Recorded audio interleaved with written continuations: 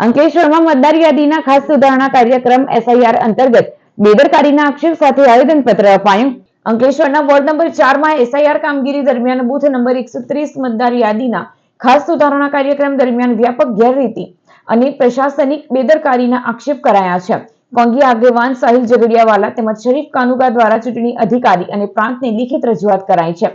રજૂઆતમાં જણાવ્યા અનુસાર સ્પેશિયલ ઇન્ટેન્સિવ રિવિઝન એસઆઈઆરની કામગીરી દરમિયાન અનેક પાત્ર મતદારોએ નિયમ મુજબ અને નિર્ધારિત સમય મર્યાદામાં પોતાના ફોર્મ ભર્યા હતા.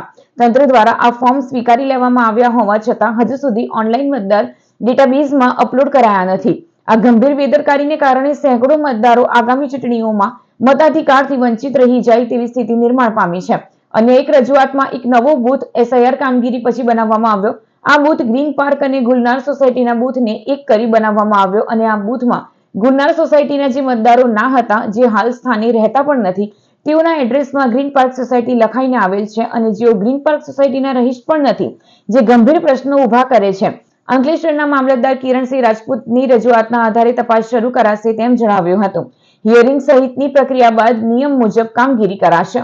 વોર્ડ નંબર 4ના ભાગ નંબર 130ની અંદર એસઆઈઆરની પ્રક્રિયાને લઈને ઘણી શંકાશીલ વાતો બહાર આવી છે.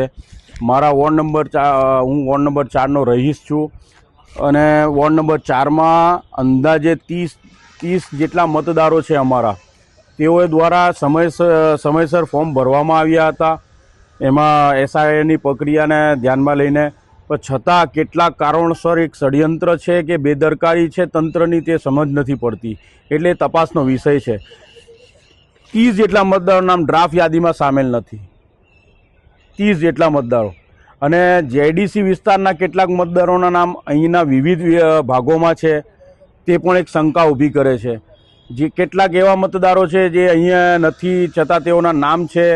એસઆઈઆરની પ્રક્રિયાને લઈને કોઈ વસ્તુ ક્લિયર થતી નથી. હવે 148ના જે બૂથ નંબરમાં ગુલનાર સોસાયટીમાં જે મતદારો છે, તેમના મતદારોને જે નોટિસ મોકલવામાં આવી છે, એ નોટિસમાં ગ્રીન પાર્ક સોસાયટીના એડ્રેસ નાખવામાં આવ્યા છે. તો મારે તંત્રને પૂછવું છે કે ગુલનાર સોસાયટીનો રહીશ જે ગ્રીન પાર્કનો બી રહેવાસી નથી અને ગુલનાર સોસાયટીનો પણ રહેવાસી નથી, એ તો કોઈ બીજી જગ્યાનો રહેવાસી છે, તો એનામાં ગ્રીન પાર્ક સોસાયટીનું એડ્રેસ કઈ રીતે નાખવામાં આવ્યું, આ બધી તપાસનો વિષય છે.